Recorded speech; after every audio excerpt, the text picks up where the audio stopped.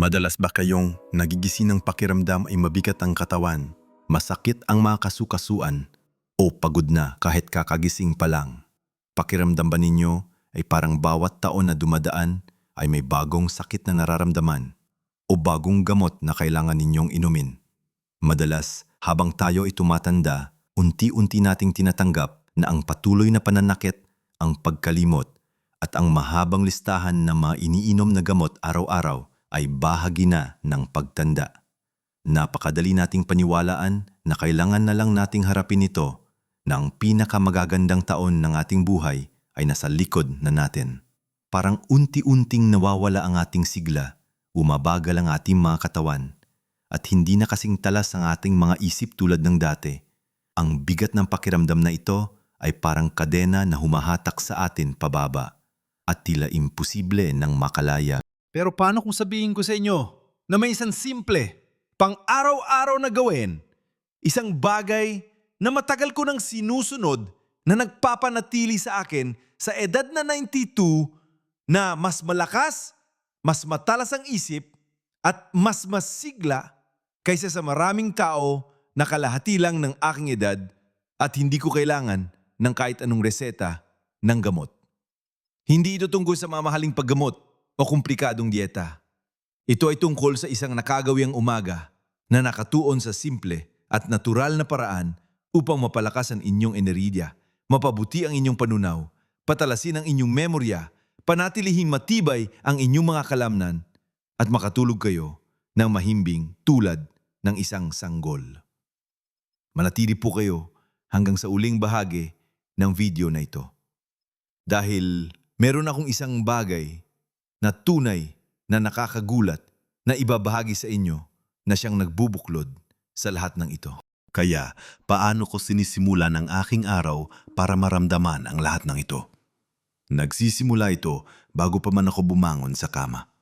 Ang una kong ginagawa paggising pa lang habang nakahiga pa ay ang kumuha ng isang basong maligamgam na tubig na may piga ng kalamansi. Napakasimple, hindi ba? Pero huwag ninyo maliitin ang kapangyarihan ng simpleng gawing ito.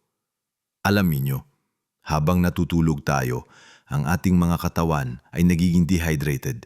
Nagsusunog tayo ng enerhiya na poproseso ng toxins at gumagamit ng tubig sa bawat hininga.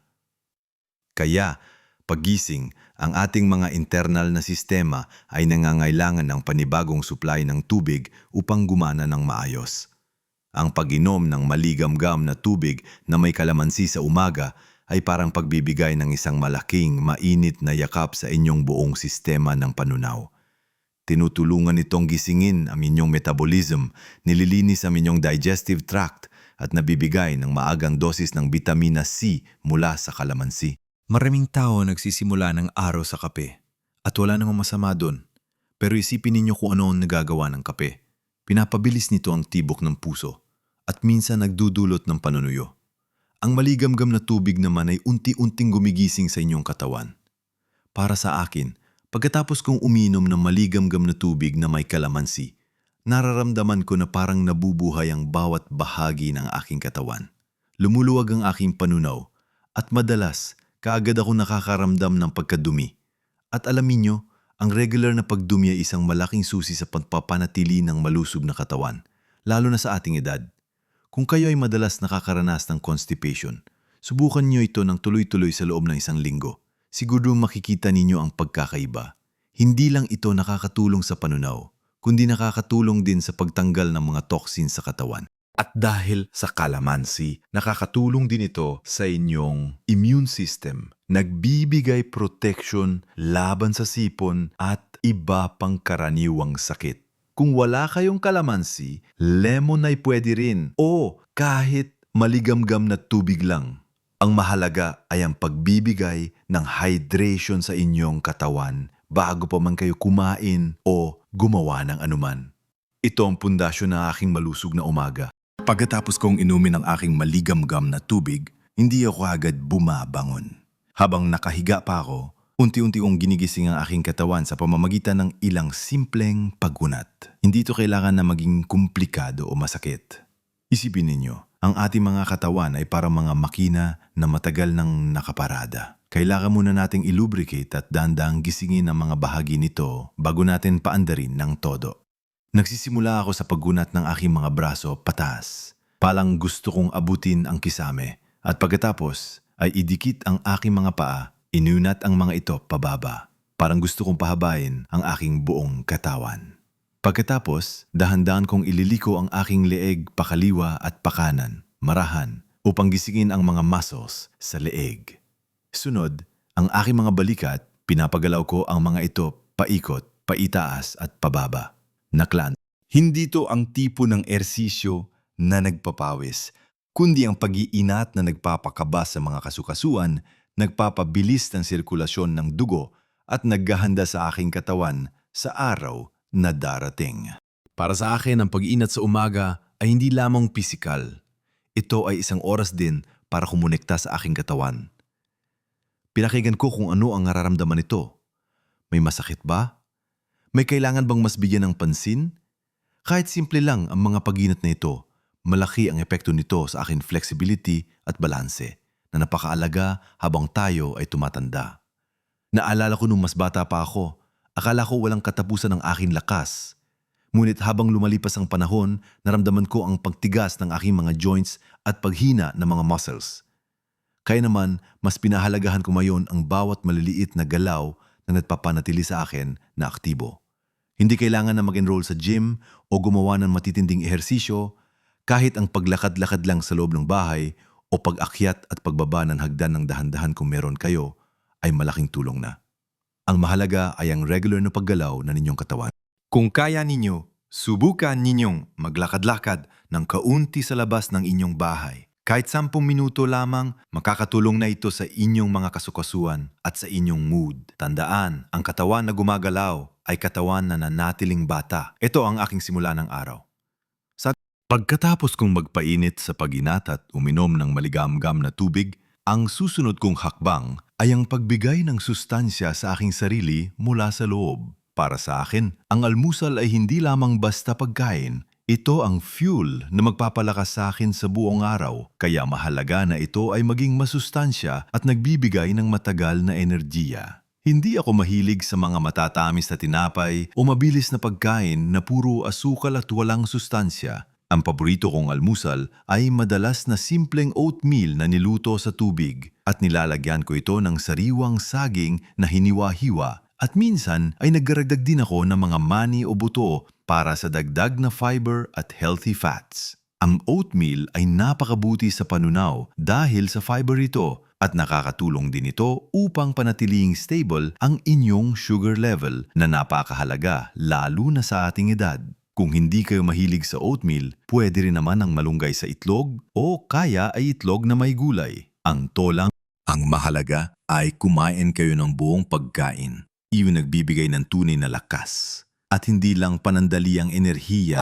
Sa Pilipinas, napakarami masustansyang prutas na madaling mahanap at abot kaya. Bukod sa saging, pwede kayong kumain ng mangga kapag season, papaya o pinya. Ang mga prutas na ito ay puno ng bitamina at minerals na kailangan ng ating katawan. Minsan, kapag mas gusto ko ng something familiar, kumakain ako ng bahagyang pandesal na mayroong kesong puti pero sinisigurado kong hindi ito sobra sa dami at sinasabayan ko ito ng isang tasang salabat o mainit na luya na napakaganda sa panunaw at nagbibigay ng mainit na pakiramdam sa katawan. Ang pagkaing Pilipino ay mayaman sa sariwang sangkap, kailangan lang nating pumili ng tama. Ang paghahanda ng almusal ay hindi dapat maging stress. Ang mahalaga ay kumain kayo ng almusal at siguraduhin na ito ay makakatulong sa inyong kalusugan. Huwag ninyong laktawan ng almusal dahil ito ang mabibigay ng signal sa inyong metabolism na handa na kayong harapin ang araw. Ito ay nakakatulong din upang maiwasan ng sobrang gutom sa tanghali at ang pagiging irritable. Pagkatapos kong makakain ng almusal, lumalabas ako sa aming balkone o sa bakuran kung saan ako ay nakakuha ng direktang sikat ng araw. Ito ang aking pang-apat na mahalagang gawain sa umaga, ang pagkuha ng araw sa umaga. Sa ating bansa na tropical, napakadali natin makuha ang sikat ng araw at napakaganda nito para sa ating kalusugan. Mga 10 hanggang 15 minuto lamang, lalo na sa pagitan ng alas 6 hanggang alas 9 ng umaga ay sapat na. Alamin nyo, ang sikat ng araw ay ang pinakamagandang pinagmulan ng vitamin D na napakahalaga para sa ating mga buto. Habang tayo ay tumatanda, mas nagiging marupok ang ating mga buto at ang vitamin D ay nakakatulong upang ma-absorb ng ating katawan ang calcium. Pero hindi lang ito para sa buto. Ang vitamin D ay may malaking papel din sa ating immune system at sa ating mood. Nararamdaman ko na kapag nakakakuha ko ng sikat ng araw sa umaga, mas gumaganda ang ating pakiramdam, nagiging mas masigla ako, at nawawala ang anumang lungkot na nararamdaman ko. Ito ay parang natural na antidepressant. Dagdag pa rito, ang pagkakalantad sa natural na liwanag sa umaga ay nakakatulong din sa regulasyon ng ating body clock o circadian rhythm. Ito ang nagbibigay signal sa ating katawan kung kailan oras na para maging aktibo at kung kailan oras na para matulog. Kung nagkakaproblema kayo sa pagtulog sa gabi, subukan ninyong kumuha ng araw sa umaga. Makakatulong ito upang ayusin ang inyong sleep pattern para mas madali kayong makatulog sa gabi at mas maging mahimbing ang inyong tulog. Isipin ninyo, libre lang ito at napakaraming benepisyo. Hindi ninyo kailangan na magpaaraw ng matagal o sa pinakamainit na oras. Ang maagang sikat ng araw ay sapat na at mas ligtas pa sa balat. Ito ay isang simpleng ritual na nagpaparamdam sa akin na konektado ako sa kalikasan at nagbibigay ng positibong panimula sa aking araw. Ginagawa ko ito habang uminom ng aking salabat o habang nagbabasa ng dyaryo. Ito ay isang tahimik na sandali ng pasasalamat at pagpapayapa ng isip. Ngayon, ang huling bahagi ng aking umaga ay hindi lamang tungkol sa pisikal na kalusugan, kundi pati na rin sa pagpapakain sa aking isip at espiritu. Pagkatapos ng almusal at pagkuha ng vitamin D, inilalaan ko ang oras para sa mental na paggising at pagpapayapa ng kalooban. Para sa akin, ito ay kasing halaga ng anumang pisikal na ehersisyo. Kinlugugol ko ang ilang sandali sa pagbabasa ng isang libro o minsan ay isang diaryo o kaya ay gumagawa ng mga simpleng laro sa isip tulad ng crossword puzzle o sudoku. Hindi mahalaga kung anong babasahin ninyo o anong laro ang lalaruin ninyo. Ang mahalaga ay ang pagbibigay ng hamon sa inyong utak. Habang tayo ay tumatanda, ang ating utak ay kailangan pa ring ehersisyuhin para manatiling matalas. Kung hindi natin ito gagamitin, parang isang muscle na unti-unting nanghihina. Ang pagbabasa ay nagpapalawak ng aking kaalaman at nagpapanatili sa aking isip na aktibo at mausisa. Ito ay parang naglalakbay ako sa iba't ibang mundo kahit nasa loob lang ako ng aming bahay. Bukod sa pagbibigay ng hamon sa utak, inilalaan ko rin ang oras para sa pagmumuni-muni at pasasalamat. Sa aming kultura, napakahalaga ng pananampalataya at pagpapasalamat. Hindi ito kailangan na maging formal na pagdarasal, bagamat ginagawa ko rin yun. Minsan, umuupo lang ako sa tahimik, ipinipikit ang aking mga mata, at iniisip ang lahat ng mga bagay na ipinagpapasalamat ko sa aking buhay. Ang simpleng paghinga, ang sikat ng araw, ang ingay ng mga ibon sa labas, ang pagkain sa aking lamesa, ang aking pamilya, ang aking mga kaibigan. Ang paggawa nito ay nabibigay ng kapayapaan sa aking kalooban at nagtatakda ng positibong tono para sa buong araw. Sa mundo natin ngayon na puno ng ingay at pagmamadali, napakadali nating makalimutan ang mga maliliit na biyaya. Ang paglalaan ng oras para dito ay nakakatulong upang mapanatili ang isang positibong pananaw sa buhay na sa aking palagay ay napakahalaga para sa pangkalahatang kalusugan at kaligayahan. Ang isang maligayang isip ay isang malusob na isip. Ito ay nagpapababa ng stress na alam naman nating malaking sanhi na maraming karamdaman. At dito na tayo sa nakakagulat na bagay na ipinangako ko sa inyo sa simula. Ang tunay na sikreto sa aking kalusugan, bukod sa mga nabanggit kong gawin, ay ang pagkakaroon ng malalim na koneksyon sa aking pamilya at komunidad at ang pagkakaroon ng layunin sa bawat araw. Hindi lang ito tungkol sa mga pisikal na gawin, kundi ang pagpapakain sa aking kaluluwa at espiritu. Bilang isang Pilipino, napakahalaga sa akin ang pamilya. Hindi ko sinasabi na kailangan ninyong makasama ang inyong pamilya 24/7, ngunit ang pagkakaroon ng mga mahal sa buhay na nakakausap, nakakatawa at nakakasama ay nagbibigay ng matinding pakiramdam ng pagmamahal at tagiging bahagi. Araw-araw, nakikipag-ugnayan ako sa aking mga anak, apo at apo sa tuhod. Kahit sa simpleng tawag sa telepon o video call, nagbibigay ito ng ngiti sa aking labi at nagpaparamdam na hindi ako nag-iisa. Ang paglaban sa lungkot at pagiging malungkot ay mahalaga para sa ating kalusugan at ang pamilya ang ating pinakamagandang panlaban. Hindi lang ito nakakatulong sa emosyonal na kalusugan, kundi maging sa mental na kalusugan. Ang pakikipag-usap at pakikinig ay nagpapanatili sa aking isip na aktibo at konektado sa mundo. Bukod sa pamilya, ang pagkakaroon ng layunin ay nagbibigay sa akin ng dahilan para bumangon tuwing umaga. Hindi ito kailangan na maging malaki. Ang aking layunin ay ang panatiling malinis ang aming bahay, ang alaga ng aking mga halaman, ang magluto ng simple ngunit masarap na pagkain para sa sarili ko at sa sinumang bibisita o kahit ang magbasa ng isang bagong aklat, ang pakiramdam na mayroon kang kontribusyon kahit maliit ay napakahalaga. Ito ang nagbibigay sa akin ng sigla at kasiyahan. Hindi ko iniisip na dahil matanda na ako ay wala na akong magagawa. Sa halip, ginagamit ko ang aking karanasan at kaalaman upang makatulong sa iba kahit sa simpleng payo lamang. Ito ang nagpapanatili sa akin na malusog hindi lamang sa katawan, kundi pati na rin sa isip at puso. Ang pagtanda ay hindi nangangahulugan ng paghinto sa paglaki at pagkatuto. Sa katunayan, ito ay isang oportunidad para mas pagyamanin ang ating buhay. Kaya, sa madaling salita, ang aking morning routine ay napakasimple ngunit napakalakas. Nagsisimula sa isang basong maligamgam na tubig na may kalamansi para gisingin ang panunaw. Sinundan ng dahan-dahang paginat upang gisingin ang aking katawan.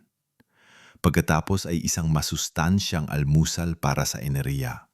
Pagkuha ng sikat ng araw para sa vitamin D at magandang mood at panguhuli ang pagpapakain sa aking isip at espiritu sa pamamagitan ng pagbabasa at pasasalamat.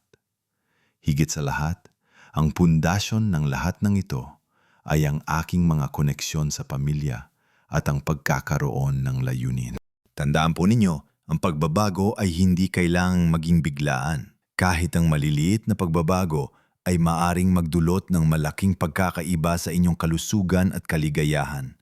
Huwag ninyong isipin na huli na ang lahat. Ang bawat araw ay isang bagong pagkakataon upang simulan ang pag-aalaga sa inyong sarili. Ang edad ay numero lamang. Ang mahalaga ay kung paano ninyo nararamdaman ang inyong sarili sa loob. Gusto ko pong marinig mula sa inyo. Anong mga morning routine ninyo na nakakatulong sa inyo? Mayroon ba kayong sariling sikreto sa kalusugan na gusto niyo ibahagi? Ibahagi ninyo sa comment section sa ibaba. Ang inyong mga karanasan ay malaking tulong sa iba. Kung nagustuhan ninyong video na ito at nakakita kayo ng halaga dito, paki-like po at mag-subscribe sa aking channel para sa mas marami pang kapaki-pakinabang na payo at inspirasyon. Sama-sama nating patunayan na ang pagtanda ay isang biyaya at maaari tayong mamuhay ng buong sigla at saya sa bawat yugto ng ating buhay. Mamuhay po tayo ng buong buo at masigla sa anumang edad.